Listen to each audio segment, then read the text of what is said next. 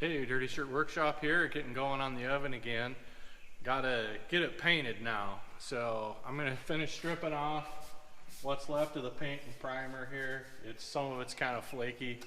I'm assuming it's lead-based paint because this thing's so old. I want to do this outside, but it looks like it might rain. So I'm just here inside the door.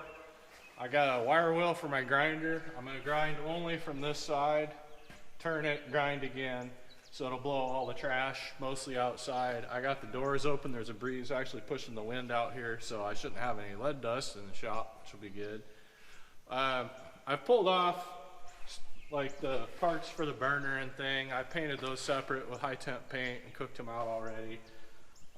Nothing fancy about that. Nothing really fancy about painting here either. I did get my conduit put on for the motor, so I can run my lead in there once this is done.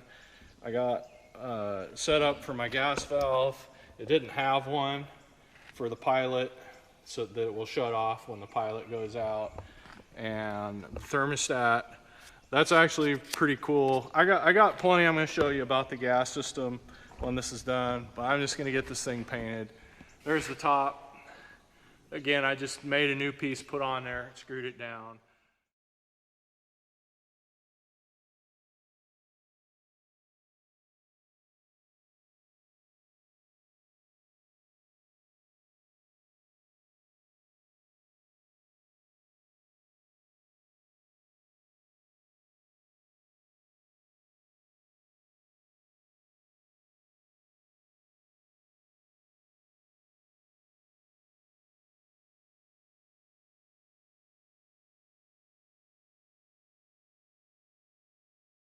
Well, that went a lot faster than expected.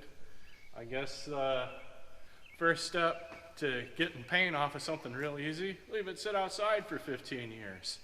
Then all your paint gets loose and flaky, like your mom. All right, I got most of it cleaned up here. In here around the firebox and the motor and stuff, it just, you're not gonna get in on all that.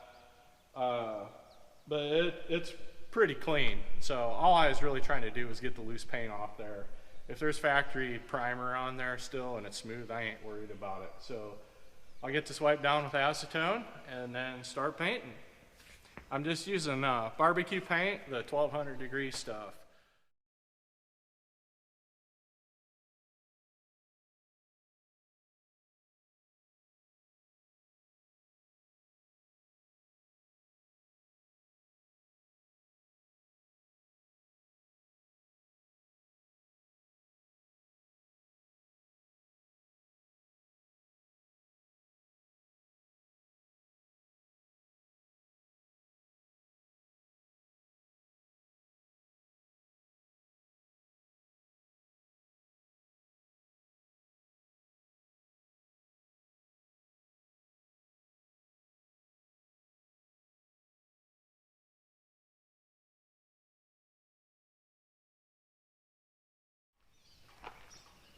It's the next day, the paint's dry. So what I'm gonna do to cure the firebox out, I got the lever down, which closes the door, so none of the heat's gonna go in the oven. And I got my electric heat gun here. I'm just gonna start heating the firebox with it. That should heat this whole thing up, and the heat will come out the stack. This paint wants 450 for an hour to cure out. I don't know how long it's going to take to get to that with this, or if it can even do it. I hope it can. It's probably going to take a long time though. So I'm going to get that going, and then while that's running, I'm going to start putting on. I'll put the thermometer back in, the little doors and stuff. It should start looking a lot better. But man, I'm real happy with how the paint came out. It looks real good.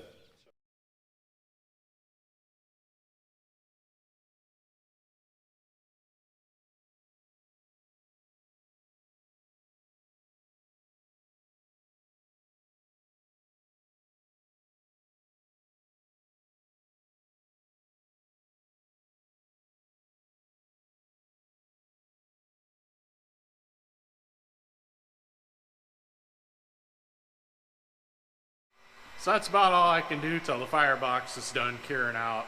I don't want to start this for the first time and all that paint comes off. So that's why I'm heating it. So I was going to show you a safety feature on this thing, and I got a little story to go with it.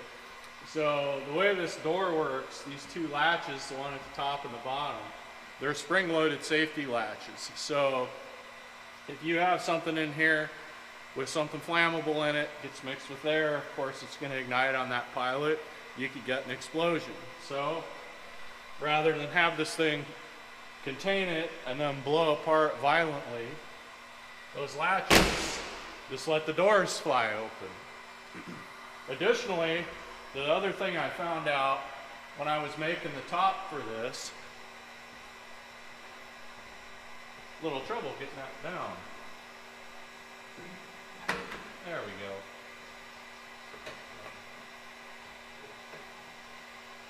So when I was making the top, I had seen on the sides that it looks like the top is riveted on.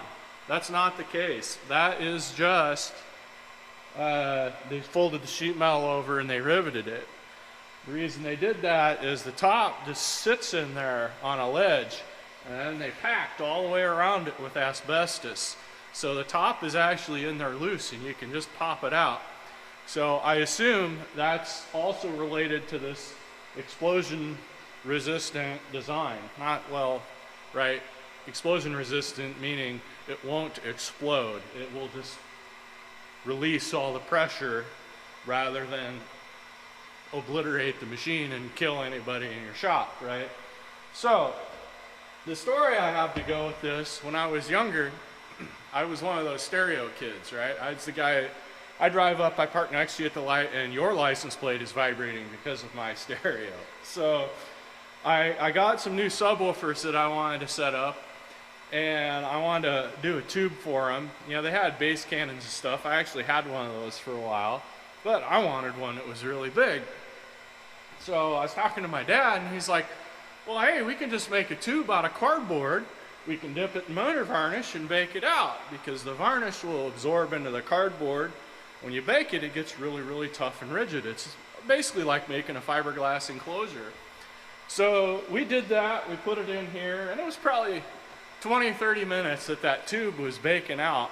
And all of a sudden, these doors blow wide open. I wasn't expecting it. We had flames, you know, all the way to the ceiling of the shop, because the solvent is xylene, which is very, very flammable. It gases off easily. That's kind of the point of it. So that's how I learned about the safety features on this oven. That was pretty fun. That speaker tube actually worked out really, really well. And I ended up selling those subwoofers to another kid probably 3 or 4 years later. And we had a double of a time even getting them out of there, because I mean, the speakers were in there, but I had siliconed them.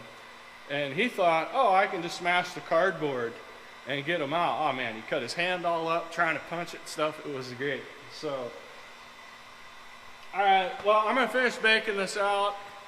That'll be the end of this one, because I mean, nothing's gonna change here. It's just the paint will be cured. And I'll bring it back on the next video. You're actually gonna see everything about the gas system on this and how that's gonna work, and we'll probably do the first test fire. Thanks for watching.